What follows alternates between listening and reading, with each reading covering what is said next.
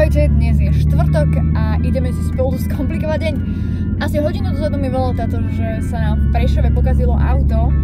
Odišla tam taká vidlička v prevodovke. To znamená, že ja si teraz idem kľúč od dodávky, po dodávku, naplneniu dielny, ísť dať predĺžiť tyč na ťahanie kamionu a v noci ideme po kamión.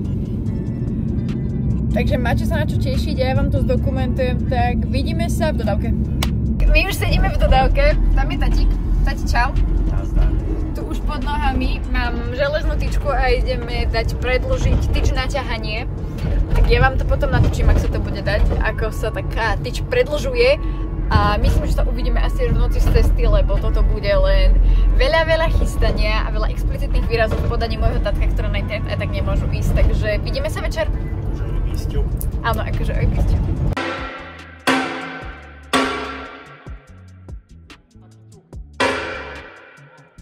Takže veliteľský čas 1:38. Ja teraz idem k našim, len musím ešte trošku zohriať bavorák a vyrážame do Prešova. Takže asi sa vám budem hlásiť z kamionu, keď už si státe na správne pohodlie, takže čau! Čas 2:06, my už sedíme v kamioniku a vyrážame smer Prešov a nikomu sa nechce. Čauci! Jasné.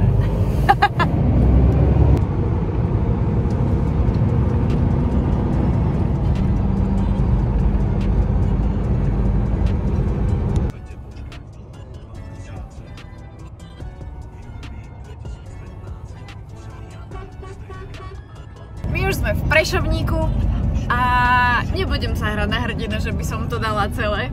Ja som akože pri Ružomberku som zhasla jak sviečka. Že tati? Jasné. Mne sa rátalo. Idem ti robiť podporu, nech nezaspíš. Prvá som spala. Tak už sme v Prešove a ideme asi odpájať kardan, aby sme auto mohli potiahnuť. A čaká nás ešte jedna výkladka v Martine. A trvala nám cesta z Kaňanky 3 hodiny aj 2 minúty s 2 mililinkými zastávkami, takže myslím si, že zatiaľ sme akože úplný machri.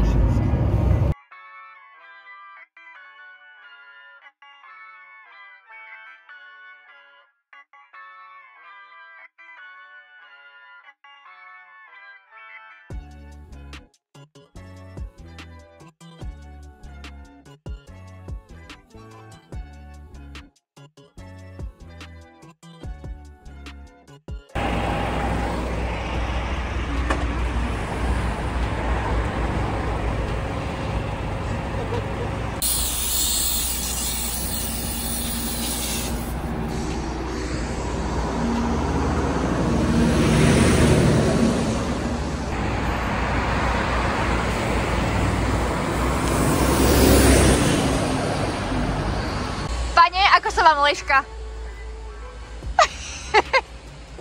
Ako nič.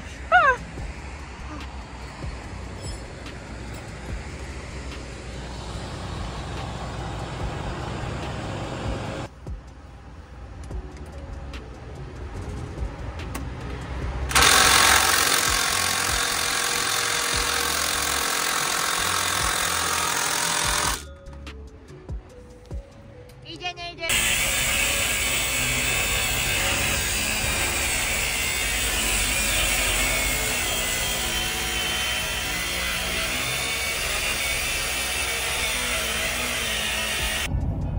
Keby bolo zlé, tak ti poviem, že teda trošku pribrzdí alebo čo, ale tak nebudeme to dramatizovať. Idem skúšať ja brzdiť s tebou, koľko ma potlačíš. No, pri tejto rýchlosti je to celkom dobré. Ale budeš mať ruky jak Rambo. Si predstav, že niekto si za fitness centrum platí a ty vystúpiš z auta, kedy sa budeš musieť bokom vystupovať, také budeš mať ruky a hrudník. Je to na hovno, že sa to nedá naštartovať. Tak už máme vysvietený konvoj s tým, že toto je momentálne ťahač a toto je náves. A táto autička sa momentálne nedá naštartovať, kardan máme na korbe, sme prepojení tyčkou, takže už krásne svickame. A verím, že ideme domkov, chalani šli po bagetku, takže prajte nám šťastnú cestu a držte nám palce. Oci, ideš, čo sme robili? Kam idem? Ja už idem domov. Martina. Prečo? Prišli sme, napojili tyč, odfikli sme kardan, nabrifovali zlatina a išli sme. A už momentálne sme pred Levočou, lebo ako som ja zistila novinku, tak kamiony, keď sa ťahajú, nemôžu ísť po diaľnici, ale vlastne asi žiadne auto, keď sa ťahá, nemôže ísť po diaľnici, teda ak sa nepoškodilo priamo na diaľnici. Tak máme krásny výlet, takú, povedzme to, turistickú trasu horami okolo, na východe, okolo Levoče. Okolo diaľnice, takže rátajte s tým, že určite vám postnem sama nejaké fotky, lebo však aký by to bol turistický výlet bez fotiek? Ale si to odfoť. Chyť si to do ruky, teraz točíš.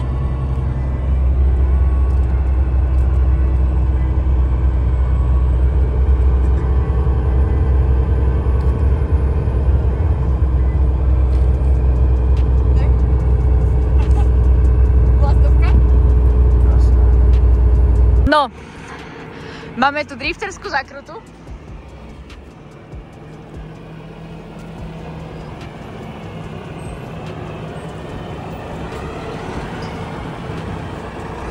Ideme až tam.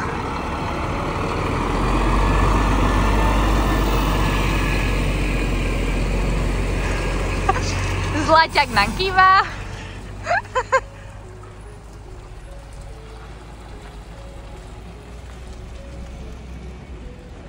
Máme tu ďalšiu drifterskú zakrutu, ten teraz z kabiny, lebo vonku je sakramentská zima. Bere tu veľkým oblúkom či krátkým? Vieš čo, takto ako ideme. Idem pravým kolesom po čiare sa snažím.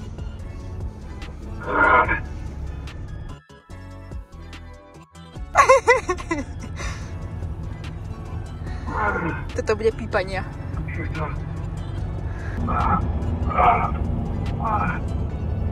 Choď viacej doľava. Áno.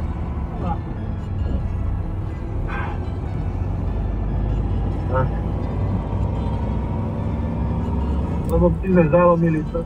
A nám už sa v diaľke črta Špišníkový hrad. A spravíme si fotku pri Špišníkovom hradu? Prečo? Dobre. Fotka nebude.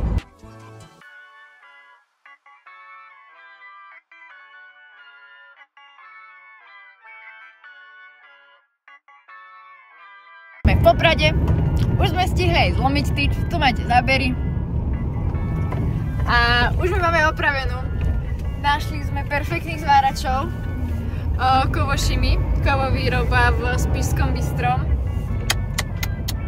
Takíto chalani perfektní. Všetko nám na počkanie spravili, pomohli, zvarili. A ideme po druhé auto na Slovnavku a verím tomu, že už môžeme vyraziť na cestu domov.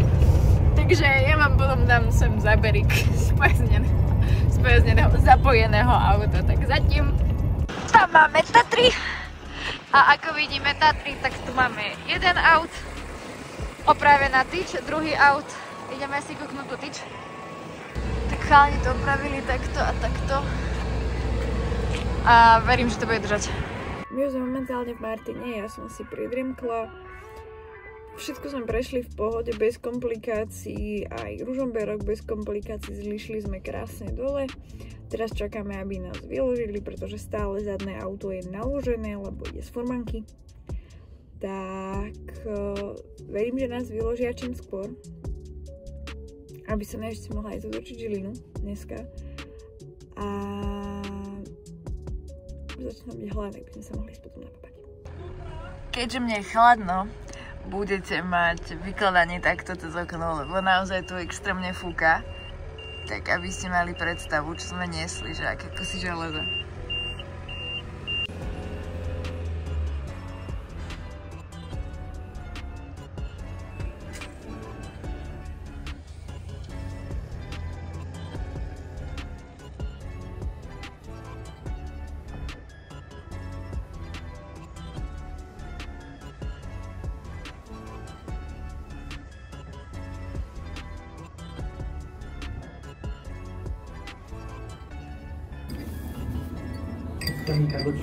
Čo, nedeľná chvíľka poezie? Jak sa už piatkov. Nemám zubov, nemám ničoho, hlavne, že som ja.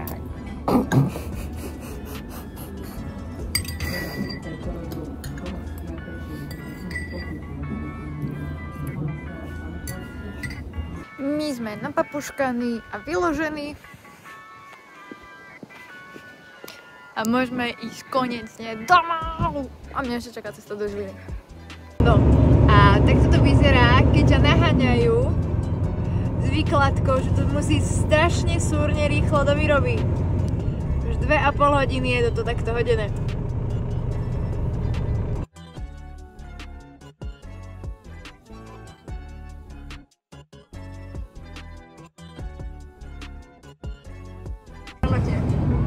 Dneška. Som najedený, je to fajn. Ešte niečo na k tomu povieš?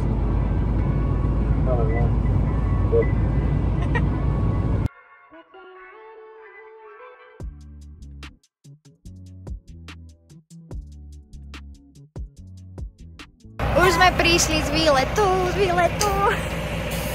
Sme prišli z výletu a trvalo nám to len 15 hodín dostať toto auto naspäť na dvor. A poďme do auta a ideme do Žiliny. Lebo dneska nejak, že vôbec nič nestíham. Obidve auta doma. A my môžeme teda už naozaj vyraziť do Žiliny. Už sme jej zaparkovali obidve auta a mne teraz čaká preskočiť z auta do auta. A ísť pomerčík a ešte po veteránske veci. Veliteľský čas 21:05. Ja som konečne doma, už je s Bavorákom, už tu mám aj šelinku, ktorú som si bola vyzdvihnúť u rodičov, kde som mala auto a vybavili sme Žilinu. Postupne, čo sme veľa dneska všetko stihli. A donesli sme auto z Prešova. Po Prade sme dali opraviť zlomenú tyčku, ktorá sa nám zlomila. Martine sme vyložili, dostali sme sa do Prievidze, otočili sme Žilinu po merch a veci do veterán klubu a sme doma. 21:05 a ja sa idem po celom dni vyspať, lebo vlastne som v noci spala, že od Ružomberka po Levoču. Hej, od Ružomberka po Levoču a najvyšší čas sa ísť vyspať. Takže ďakujem, že ste to pozerali toto video až sem a tu by mali byť ostatné videjka. Tak verím, že sa videjko páčilo a vidíme sa na budúce. Pa, pa.